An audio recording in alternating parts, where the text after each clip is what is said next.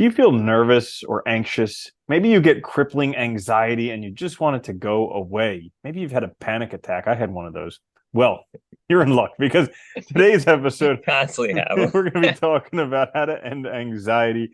This is the Existential Stoic podcast. I'm Randy. That's Danny. What's going on, Danny? What's up, Randy? Yeah, the first time I ever had a panic attack caught me completely by surprise. I had no idea what was happening, but I was freaked the F out. I thought I was dying the first time I had one. I literally thought I was gonna have a heart attack because I'd never had one before, dude. Like, like a really bad one. I was like, Yeah. oh, this is the end. hmm Yeah, and it can feel really bad. I mean, there's a whole spectrum from just like borderline anxiety to just all the way full blown. You can just have a thing. So, fortunately, today we're going to be sharing a few tips for how to end anxiety. I guess I'll Yeah, go first since I introduced. My first one is drink water. So, from the book, if you have anxiety, there's a really good book called Dare, and in it he talks it's a about great how book. a lot of times anxiety comes from our body just being flooded with these stress hormones like epinephrine and norepinephrine and all these other things that are fight or flight hormones. And many times it happens after a night of drinking, or it could be other things, could just be dehydrated. But drinking water is one of the easiest ways to help combat it. And definitely, if you are not properly hydrated, you are more predisposed to feel anxious. So just knock back, a liter of water and you'll be good. Huh. Yeah, that's a really good one because it's really practical. And like it is funny, but it does like water helps your body also get rid of stuff. And it's like, it makes sense, right? You want to have hydration, you want to be I mean, that's the other important thing too with anxiety is if you can keep yourself like healthy with other things, you're generally gonna at least improve your chances, right? hmm And I learned that the hard way too. That's a good one though. My first one is actually kind of derived from that same book, which is like it will pass, so try to welcome it. Like, you know, I know like if you've we just mentioned when we started like our first time having it, like didn't know what the heck it was, like it's scary. But if you've had panic attacks before, if you have anxiety, like once you know what it is, you also know that it will pass at some point. It feels like it's going to last forever, but it really isn't. So if you can try to welcome it and try to actually like lean into it sometimes, that can help you just get through it and also just prove to yourself that you can make it through that moment or that period of time and you'll feel better. And that can kind of take the stress off. Yeah, that's a good one because, I mean, rarely do people die from anxiety, but they may die from the reaction to it, definitely. Yeah. So my next one is breathe. And this is one of those things where when you're having a panic attack, generally, or just anxiety, Short breath. yeah, very, very short breaths in like the top of your chest. So if you can, have the self-consciousness or self-direction to be able to take like big belly breaths, great. But if not, this is also a directive when you're not suffering from anxiety at the moment. So breathe through meditation, breathe through Wim Hof breathing, go outside, take some deep breaths, and just make it a regular habit because that will help clear out a lot of these anxious things that are floating around in your body. Because believe it or not, a lot of transactions go on in your lungs with your blood system Yeah. into the air. And so actually getting in big breaths. And also it helps stimulate the vagus nerve, which helps you rest and digest. So that also is helpful.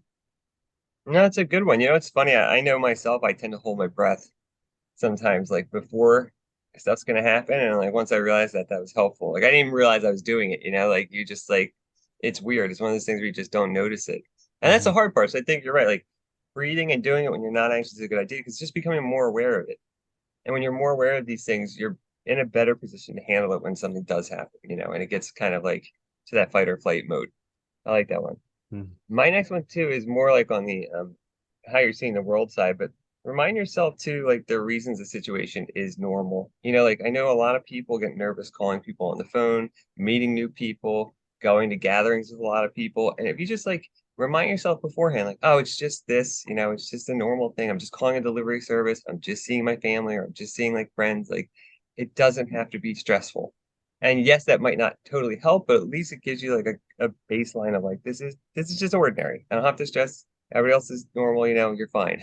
I think that's a really, really good one because people have this illusion of like an anxiety-free life or a life free of I know, discomfort. right? Like I heard someone talking about it the other day, how they were talking about when they they used to have this fear of public speaking, and then now like they're feeling that everything's going to be better. They're going to be able to get on stage without any discomfort, any anxiety, anything like that.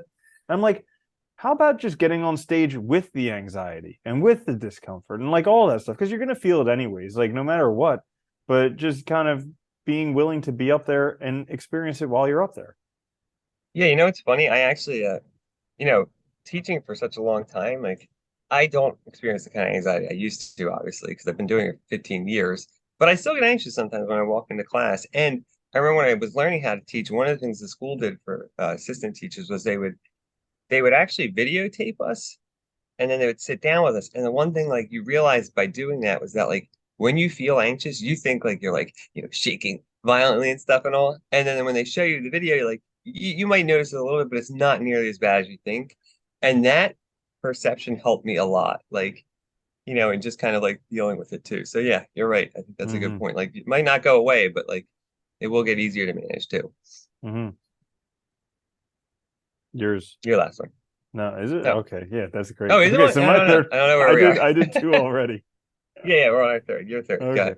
Yeah. So my last one is ask for more. And this is actually something again from Dare, but like most of us get into an anxiety loop because we feel anxious and then we get scared of that feeling, and we're so scared of that we basically run away from it, and that almost causes it to perpetuate. So like if you actually challenge it to bring on more, like imagine Forrest Gump when Lieutenant Dan was standing on the mast of the ship and he's yelling at the storm, like, is that all you got? Bring it on, give me some more. That type of thing, challenge it to bring more, because most of the time, if you can think back to when you had really high anxiety, that was usually the peak of it. It went away Yeah. after that. So like challenge it for more. You're gonna survive it. Anxiety doesn't kill anyone. So like, just see what it can do. It's funny too. A lot of it is just like it's just being aware of it and not trying to hide from it or run from it. Because like I think that's our knee-jerk response is to just run away instead of just facing things, and like that facing it makes it so much better every time. Mm-hmm. My last one is just exercise too. Just get that energy out. It helps a lot. I know like if I look back, like when I was most anxious, I also was doing the least physical activity usually. And that, goes together because you got to get rid of that excess energy. You got to get your body moving. It helps so much. And then you're tired later. So you don't have that tendency towards like, fight or flight and things like that. Mm-hmm. It's helpful. Yeah, that's a great one. Exercise will help get all those negative emotions and energy and hormones out of your body as well. Yeah.